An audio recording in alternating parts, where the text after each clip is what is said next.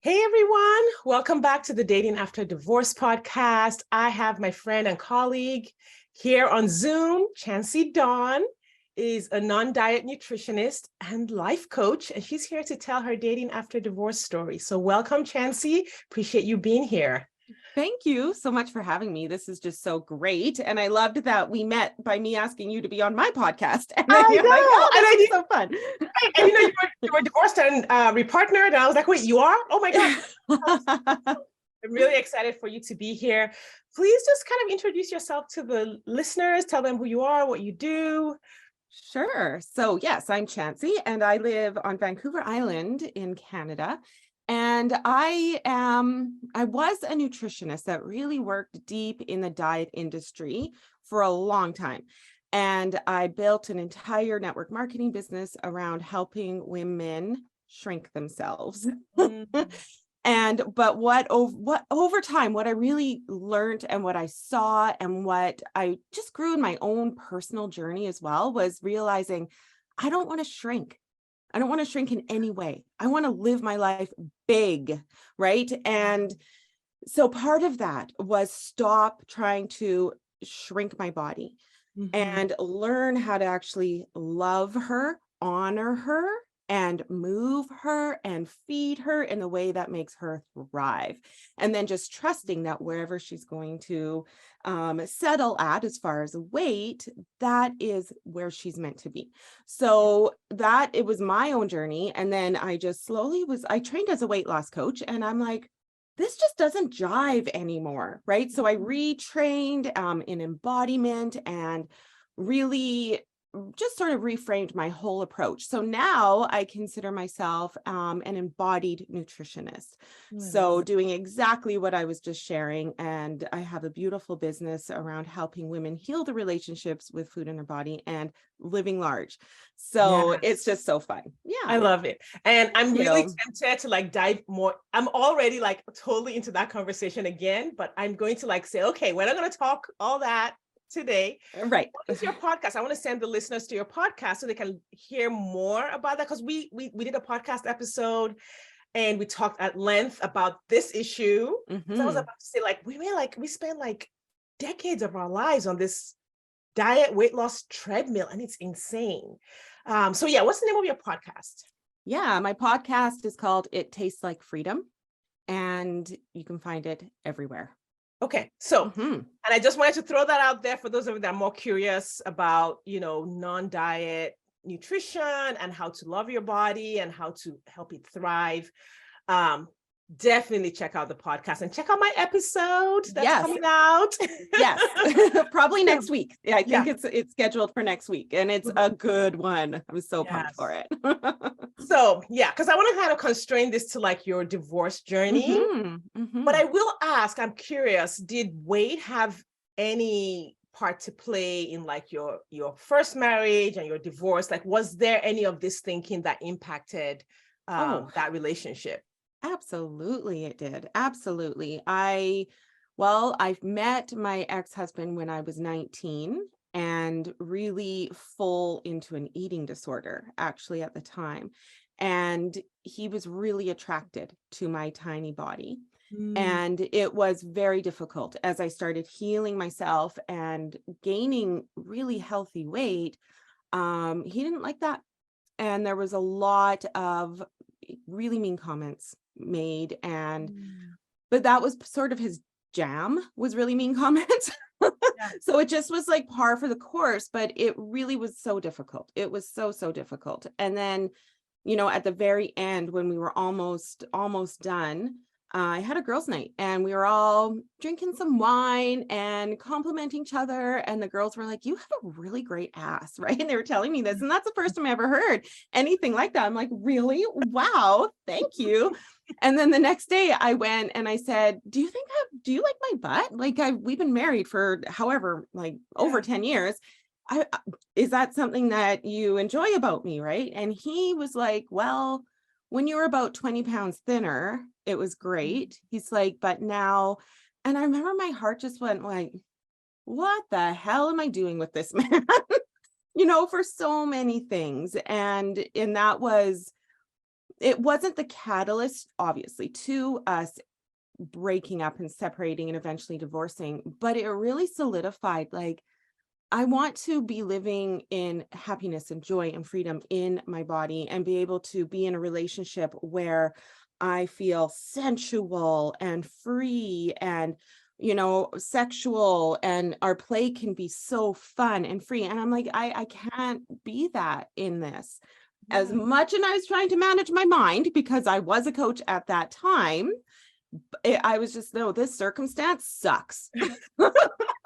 I'm not going to think anything different about it. So Yeah, yeah, absolutely. and we don't have to. That's the other thing about, like, kind of like, we can change our thoughts and we can, be grateful and thankful for what we have, but we also have agency, which is what I like to tell my Absolutely. clients, is like, you have agency, you actually get to choose, right? And sometimes the reason we're trying to, like, fit ourselves into this little box is because we feel like, oh, we can't choose something different. So we have to Absolutely. change our Yeah. thoughts about it and all of that. But if you want something different, sometimes it's okay.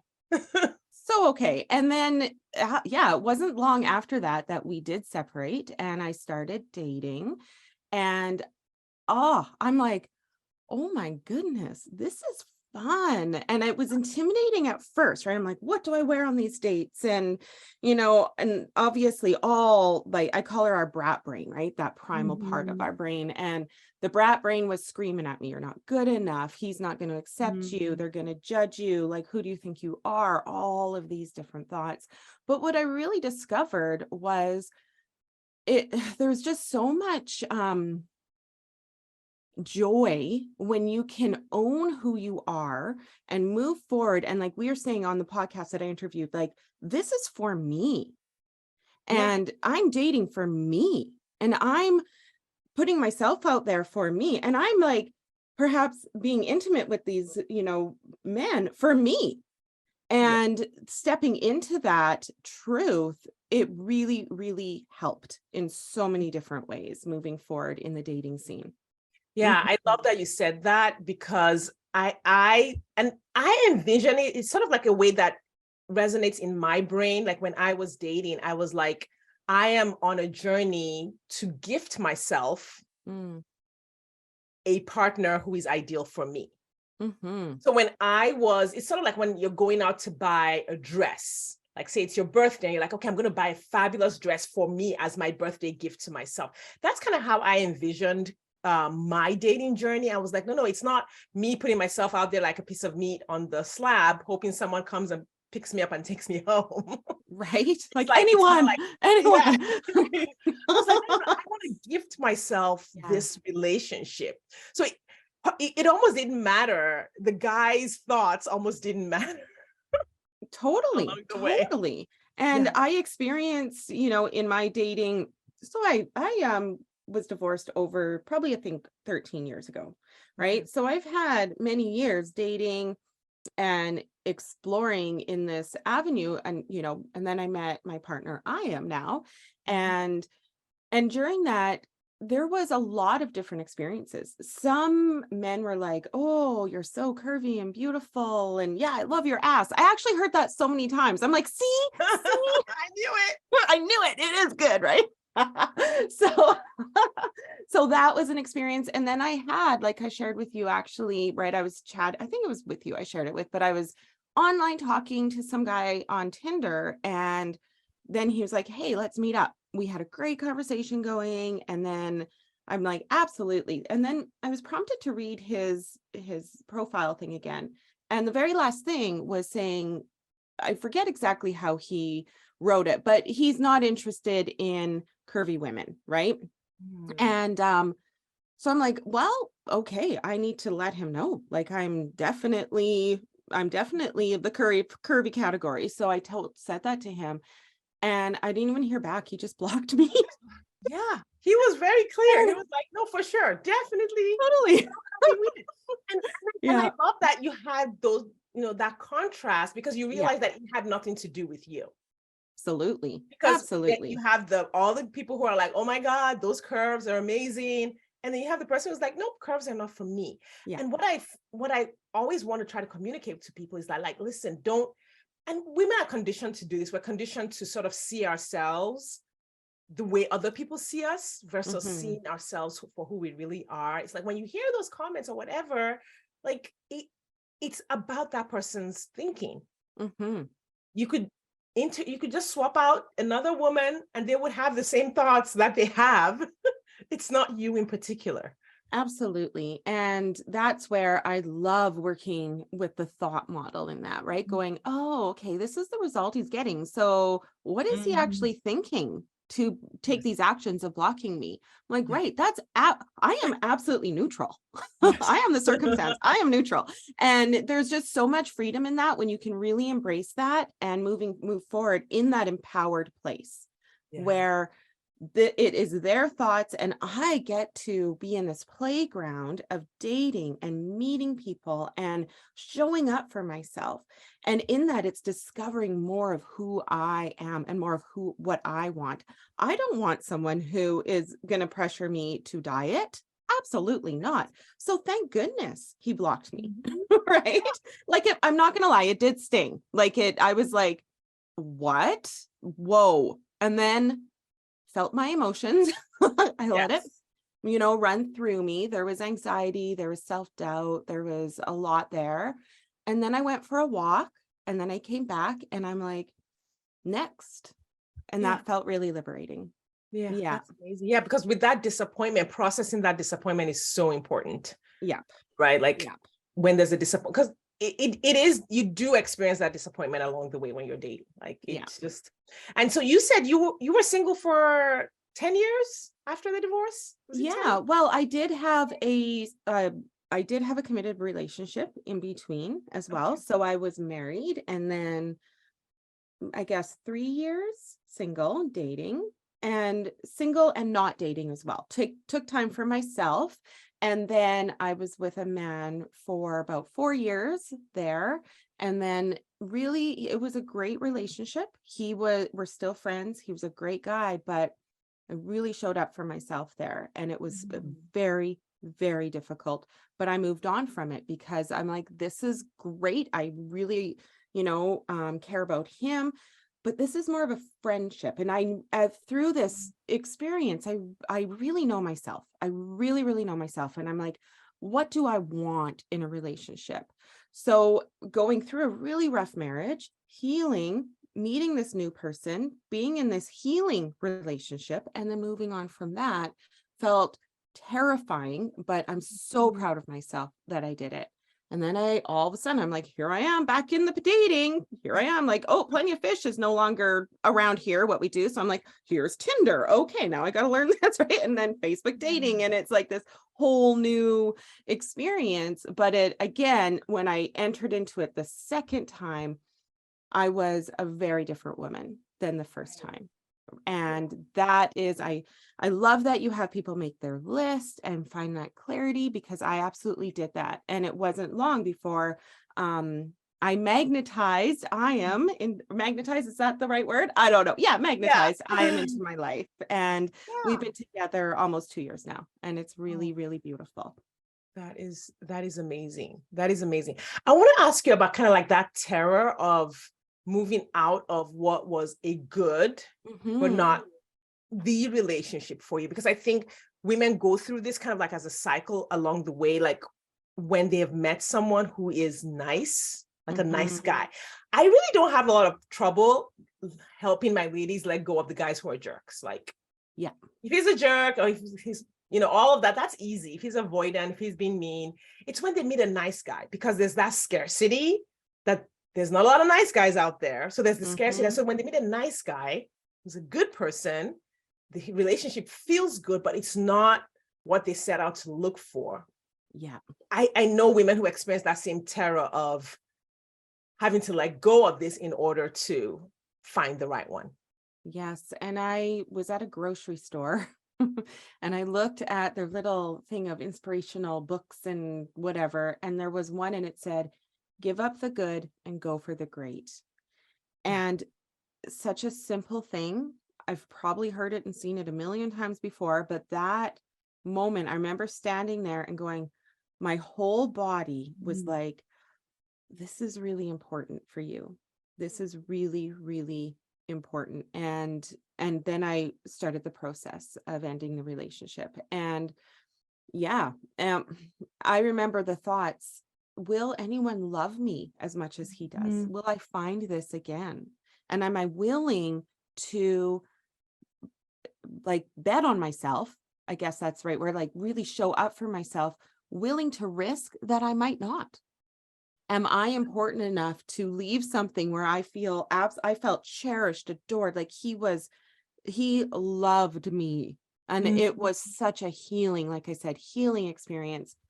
But I'm like, I'm willing to let that go. I'm willing to not find that again, to be Mm. able to really show up for myself. Right. And that was really scary, but I Yeah. have, and I actually feel it's a different type. My relationship right now, my ex really put me on a pedestal, right? That's how I felt, like I was on a pedestal, I could do no wrong. And now I'm in a relationship where I'm very challenged, which is so Yeah. good.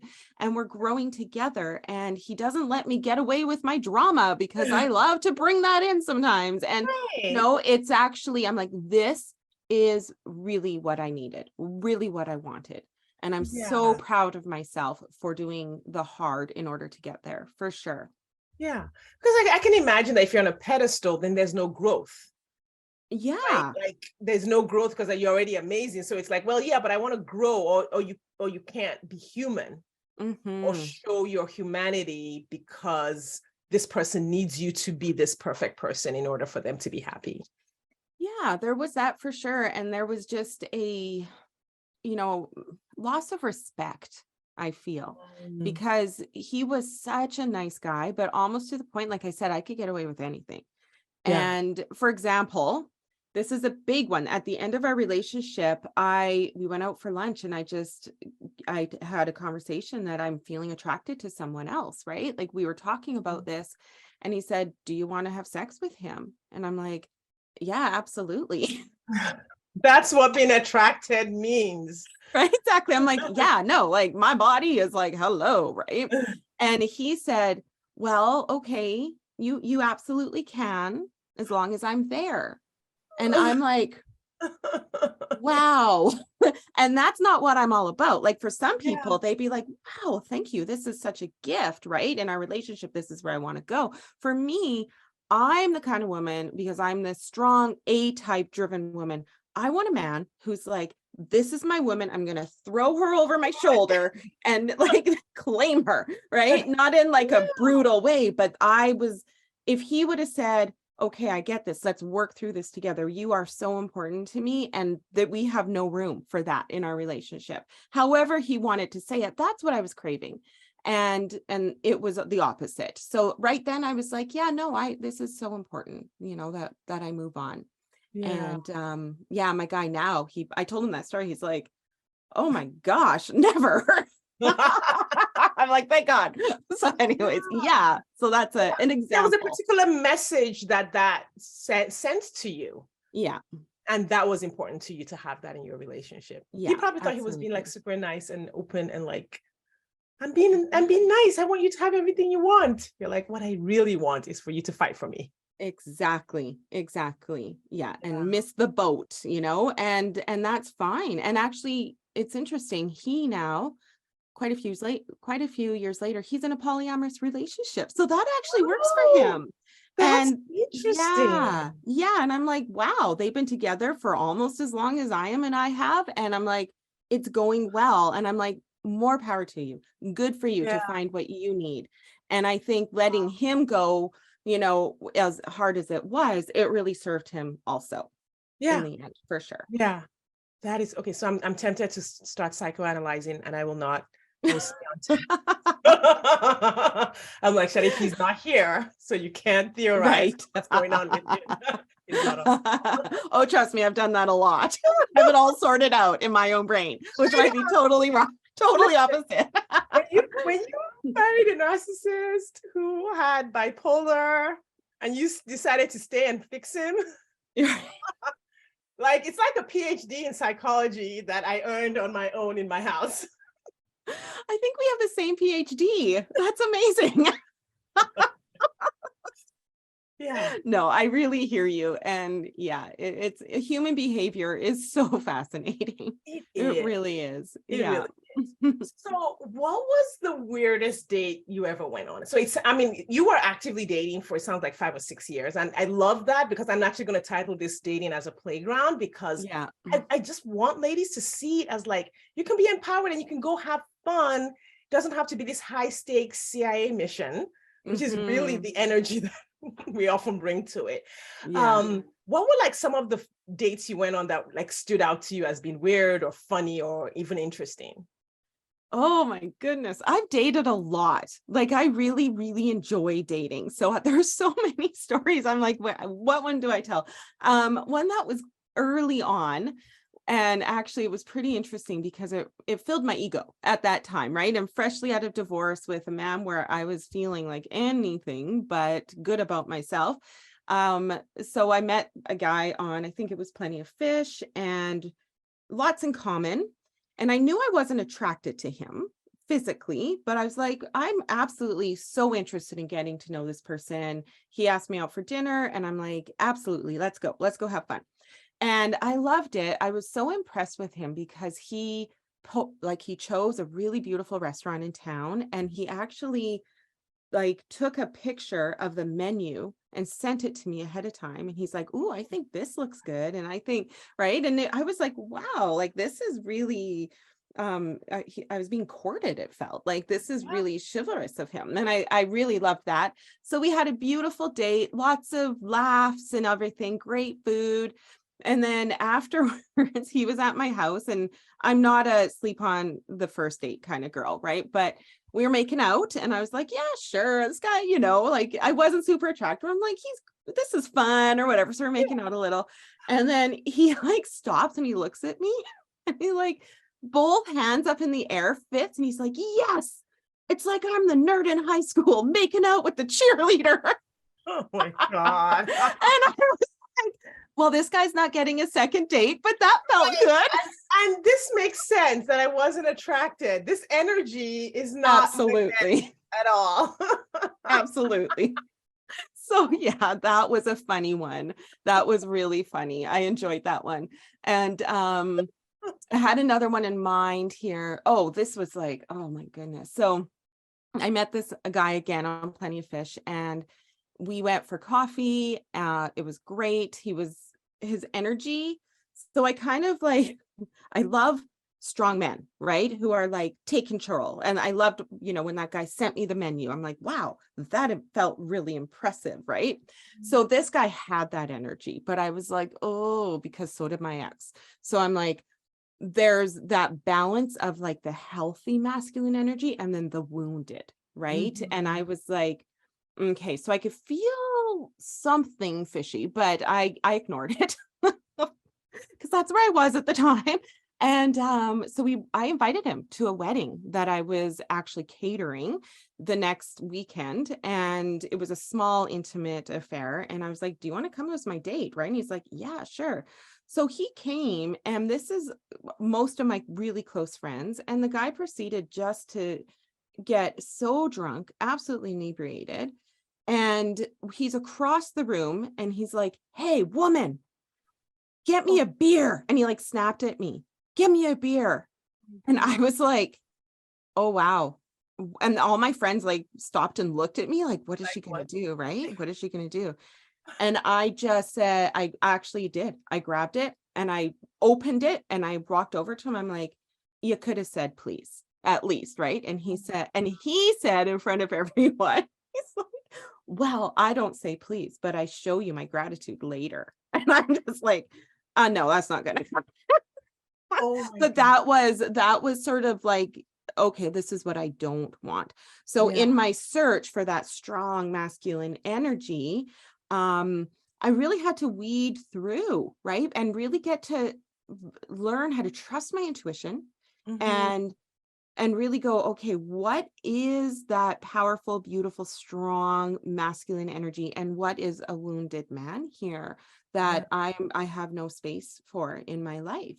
And Yeah, so those are two examples Oh, of love like that. very That's interesting hilarious. dates. That's And I have hilarious. so many more, but those are Yeah. ones that stick out. I actually wanted to follow up on what you talked about weeding out, Mm, because I feel like this might be something that, you sounds like you've done just kind of intuitively, but so many women struggle with. So if you could kind of share some tips on doing that.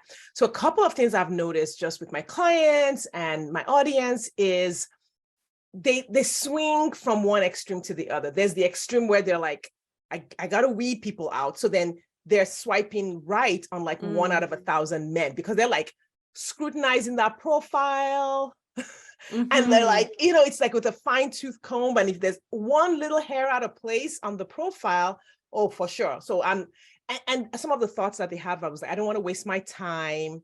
He looks like this. He looks like it's almost like they um well, there's I can't quite get the word, but it's almost like they look at signs on the profile and then they project like what right, they think the man is going to be, and then they right. make the decision right there, even before anything else. Mm, And it's interesting, the same woman who will do that and only swipe right on the perfect guy will then get so attached to that perfect guy that then she doesn't notice his red flags, just because of a combination of scarcity. He's the perfect guy. He checks all the boxes. And I believe it's somewhere in between, that the weeding out is sort of like a process. And you have to be willing to experience things, which is what you've done so well, is you were mhm, willing to experience all these things along the way before. mhm. So could you kind of like give us an education on how you did it? Sure. Yeah. Well, I didn't at first. I was so attached at first and very, oh, anxiety ridden. Like, talk about anxious attachment style. Like, I was, holy, there I am. Okay. So I think the first part of it is to, again, hire a coach, do your own work, grow yourself. This always comes, learn how to respect yourself, treat yourself like you want to be treated in your date and in your partnership. Show up for you. And I believe that when you do this, it imprints in you what it feels like to be treated properly, to be loved, to be cherished. And the more you do this, and the more you show up for yourself, the more your intuition grows, the more you learn how to trust that voice inside, right? And I really do feel it. Like, a big part of my coaching is embodiment, right? So I'm so deeply connected, and my clients, we really work so hard to be deeply connected to the internal felt senses, because our body always knows the truth, I believe. So learning how to be it really connected to that, where like, oh, there's something going on here and I need to pay attention to it. And Mhm. from there, then you can go into your mind and you can like, you know, analyze it and work with that. But I really do think at first it is that coming home to yourself, number one. And I really love the approach, like I said, and like you're going to name this episode, dating is a playground. So when you're able to go and be on this playground from this centered, deep, respectful place for yourself, then you could be like, oh, that slide looks a little bit steep, but I think I'm going to give it a go, because why Mhm. not? Okay. And looking at all the different things in this playground and being open, because you have no idea what experiences are there for you if you don't have them. And for me, every date, like when I went on that date with the high school and the cheerleader guy, I knew this wasn't something I wanted long term. I just knew, but I also was like, this will be fun. I will learn, I will grow. And that was a big approach I had. Okay. So internal respect, know where you're at, but still have fun with it. Allow yourself to explore, because if you can approach it as, this is to better me, this is for me, and I'm going to grow through this. And when I eventually find that person that I'm like, yeah, this is what I want to really invest in this man, um, you will be so much further ahead. Does this answer your question? Oh, yeah, yeah. Okay. Yes, like so well, Okay. so well. You mentioned the steep slide, because I think what a lot of people are doing is they're looking at the steep slide and they're like, yeah, that looks fun, but I'm not sure I'm going to enjoy it. And I don't want to have an experience that I won't enjoy. Totally. And I think that that is the brat brain coming up thinking that trying to keep you in the cave, trying to keep you safe, trying to think, right? But when you're like, yeah, this is a playground and I am safe. I am absolutely secure. I am with me and myself. I can have these experiences and have my own back. It doesn't mean if I go on a date with a man that I need to be physical with him. I definitely don't need a second date if I don't choose. It is always, I have agency. It is my choice every step of the way. And that, yeah, and bringing that energy into it is so powerful. I find men really like it. All of a sudden you're like, hey, and you're like, well, that was fun, right? Yeah, but I love that. And another thing that I heard the second round of dating that did actually really work for me as far as the attachment is, and I don't know if it's something you would recommend. I'd be interested to hear if this is something you recommend. But what this one coach had recommended was to always have 3 people who you're seeing at the same time. And not I try to get my clients to get to 5. okay, like, great. So you're on board with that. Yeah. Because then you're like, if he's not texting you back, you're not, oh, your whole energy is not towards him and, you know, all of these different things. And then you get to, again, your playground is vast, right? You're like, I have so many fun toys here to play with, right? So I found like that. I didn't do the second or the first round. The second round, I absolutely did. And it was awesome. It was so great. And she actually says, this one coach, she's like, and if people are, you know, just approach it like I'm shopping for shoes. I'm here, I'm trying this shoe on, I'm trying this shoe on, and do I like this shoe? And I thought, yeah, that's really, really fun. Yeah. So I did that. And when I met my partner, I was seeing a couple other guys at the same time, and I was open and honest with him. And then we did the 90-day dating trial, which was really good, really, really good. And then I told him, you know, if this is what you want, I really, for me, it's so important just because it's really fun and why not? I want you to officially ask me to be your girlfriend when you're ready. And then we'll toast some champagne together. And so it's like, I was very clear on what I wanted this experience to be like. And he showed up and it was so neat. Oh, that's such amazing. a good way to start. That is amazing. And I love that because there are all these formulas and they don't do this and don't do that out there. The thing is that when you say something like that because people are trying to figure out what works. Like when you're ready for me to be your girlfriend, you know, I want you to ask me formally. And if you say that to the guy who's not looking for a commitment, it won't quote unquote work. But not because you being upfront and direct is bad. It's because no, he was the wrong guy. Yeah. Totally. Like it's just when you're with the right guy, asking for what you want is it's effortless and he's ready for it and he's there for that. Yeah. And it's so fun, you know, and when he did, after he was kind of like giddy and this guy's 47 and he said, I've never asked a girl to be my girlfriend before. And, you know, and he'd say, I'm like, well, how did it happen? He goes, well, we were just hanging out and it just was sort of assumed, right? And I'm like, wow, that's neat. And so it really set the stage also for the energy in our relationship. Yeah. You know, moving forward. And it's just really, it's really fun showing up for yourself, knowing yourself, discovering yourself in this playground and being like, this is what I want and this is why, and I like my reasons for wanting this and I am going for it. Yeah. And then have flexibility because there's things that are going to surprise you. I actually had on my list, I didn't want a guy with children or like with grown children out of the house and no ex drama. I has a 5 and a 6-year-old and lots of ex drama, but I'm like, okay, you know, so, but I'm actually so in love with his children and I'm finding together, we're navigating the ex drama beautifully. So go for what you want, but then be open, right? That the universe, God, source, energy, whatever, really knows what you need. And I think 100%. that's a part of why you don't just want to swipe right, or whatever it is. Be open. Yeah. Be open, and be open to, even if you look at the profile and it's like, I don't know, because people are almost like, when in doubt, don't. Of course, within reason, like if the person looks like he is Freddie, Right. big brother, for sure, swipe left. You Right. know?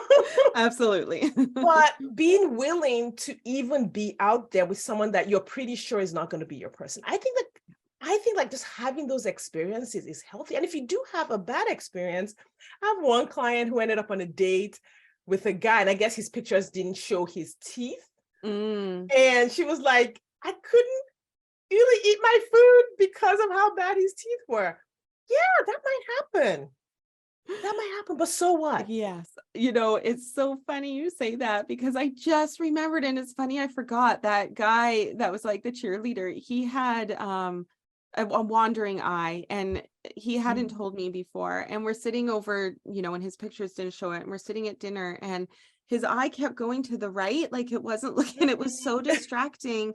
And I was like, oh, and I want to be really careful, because he was really great, and lots of people have wandering eyes, and that's absolutely fine and acceptable, but I didn't know ahead of time. Yeah. So that was a distraction for sure. And I was just like, oh, that would have been nice to have known. But I do not regret going on that at all. Right. Yeah. And you won't know until you know. Right. Oh my God, that's the perfect phrase. You won't know until you know. Because what I found is that so many people are trying to know ahead of time. Yeah. Like, and then the disappointment is so great. I have one client who went on a date. I think it was a blind date. They'd been set up by a friend, and the friend had told her that he was in his early 50s, and he turned out to be more like 60. And the disappointment to her was so great. The fact that her friend had lied or fudged. And I was like, you went on a date and you talked to her. He was perfectly decent. I'm not saying go on a second date. For sure, don't go on a second date because he has a kid older than you. Like, we don't really want that. Right. However, it wasn't so much that she was thinking about moving ahead. She was just having a lot of thoughts and feelings about the fact that date happened.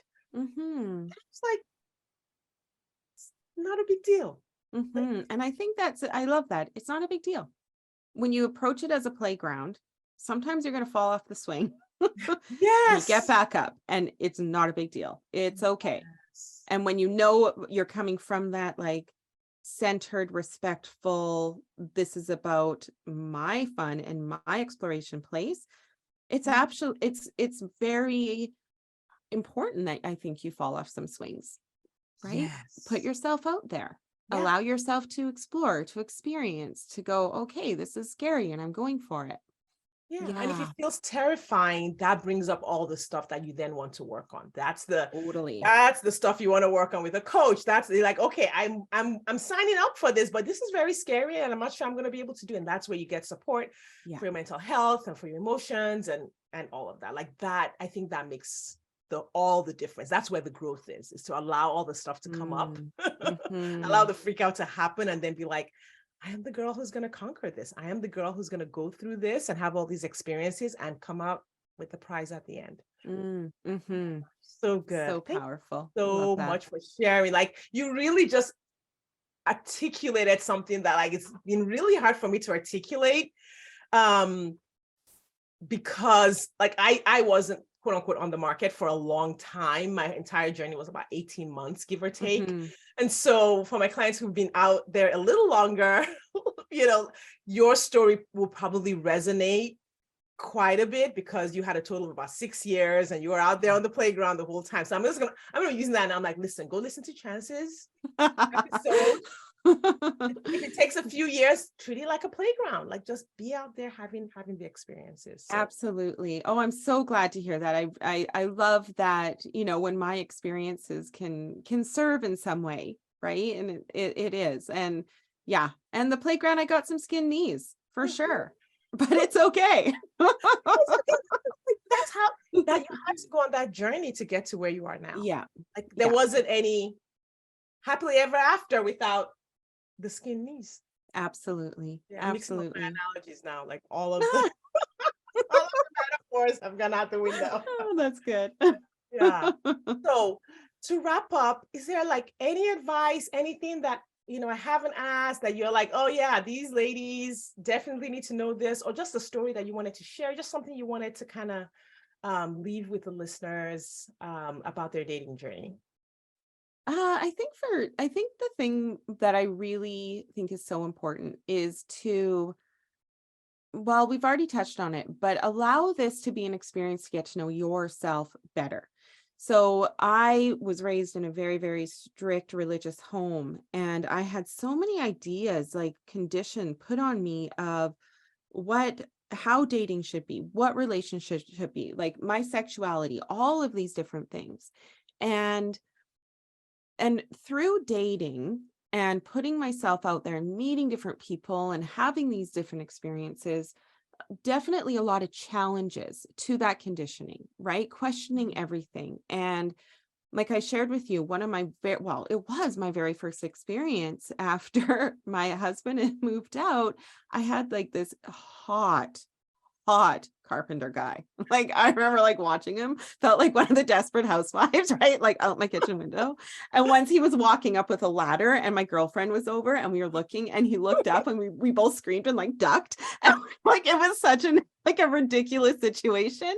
But I consciously decided to really go outside of my comfort zone of what I was taught and what I thought was right and what I thought was proper, right? And Mhm. I walked over to him one day and I painted my nails and I had this cute little dress. And I was like, he was working below. So I was standing up on my deck and I'm like, so do you have anything to do after? And he totally knew. He looked at me and he's like, well, I do, but I could cancel it for you. And I'm like, come on up. And we came. And that was my very first sexual experience after my partner. Oh, no, I can't hear you.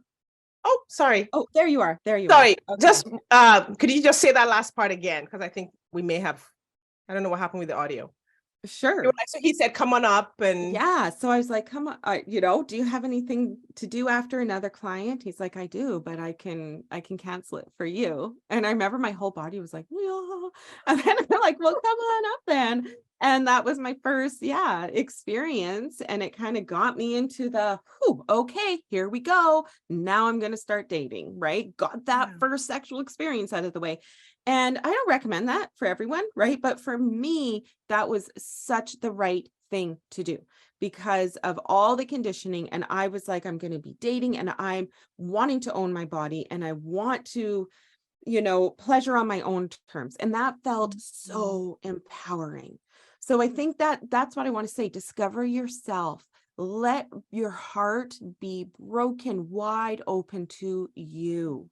Question the conditioning, question what you think is right, question all of it, because it is the playground. And through that, when you find your partner, the person you decide to grow a life together with, you are going to be so much more equipped because you are going to know yourself so much more. So Yeah. I think that's why dating is such a gift. It really is. Yeah, not that I want to do it again. Like I'm so happy where I'm at right now, but but I also feel very dated by him, which is important to me as well. Yeah. So I knew that coming into it, and it's that we have date nights every Wednesday, and it's wonderful. So Well, of yes. course. Yes, Mhm. 100%. Like it's not so much that you want to be dating the whole time. It's that you explored the whole playground. You got all the gifts. Have no Yes. desire to be back on the playground. It's like, okay, Yeah. now I'm in sixth grade now. Yeah, like, okay, that playground's good, but it's so out of my league now, or I'm out of its league now, moving on, whatever, how you want to put Yeah. that. But yeah, no, I'm just, yeah, it's such a neat experience. And I'm actually really looking forward to my teens dating and seeing that and guiding them through it and being able to especially really empower my daughter. She's 15, she has no interest right now, but when she Mhm. does, I'm like, this is going to be It is a really, lot of fun. really neat. Yeah. My daughter's currently dating. She's 21, and I think it's brought us closer together because I was Yeah. so open about my dating journey. And we've been able to have these conversations, like everything, all the guys, all the things she thinks about them. And of course it's different because she's in her 20s and, I was in my 40s. So it is different. Yeah. However, it's like, I know so much more. And I think she feels empowered just because I didn't make it weird, Totally. I didn't make it weird Absolutely. because I grew up. I chose to grow up through my own dating journey. I was like, all right, wherever we stopped our, emotional growth at 19 or 20 when we got married, let's finish up that exploration and self-discovery and figuring out who I am and what I want. And I think that's, so I it's going to be amazing. I would love to hear all about it when your daughter starts. Yeah, absolutely. Yeah, super pumped for it. Chanci, thank you so much. This has been one of my best episodes. Like, it's Yay! just so into it, like, just no formulas, just like really that, like, that internal journey. I appreciate you just sharing so much from how you process that and how you walk through that. So thank you so much. Oh, you are so welcome. This has just been such a joy. I've loved it. Absolutely. Please tell the listeners if they're interested in learning more about the anti-diet, nutrition, getting healthy, owning themselves, embodying, themselves. Where can they find you? Just spell out your handles where they can connect with you. Sure. So Instagram is The Embodied Nutritionist, and chancidawn.com is my website. So you can find me at those places. And I'm on Facebook too, but just follow me, Chanci Dawn, whatever, we'll connect, we'll be friends. But Instagram, I'm really trying to build it. So follow me there. I get Instagram. Go up, I hear you. Instagram is a different animal. I'm trying to pretend it's a playground. I'm not quite there yet. It feels like I don't want this life, but yes. Isn't that interesting? We take that experience into the next adventure. Totally. Thank you so much for sharing, Chanci. Listeners, thank you for your time and attention. All of Chanci's information will be linked up in the show notes. So please make sure you follow her, connect with her, help her Instagram numbers go up. But even more so, I want to encourage you to listen to her podcast and just really hear like how it can be so different, the way we look at our bodies, the way we think about our bodies. We often have this war going on in our minds around our bodies. And I just love that you're doing that work, setting so many people free. And, thank you again for coming on the podcast. Oh, my pleasure. Thank you. All right. Bye, everybody. See you next time.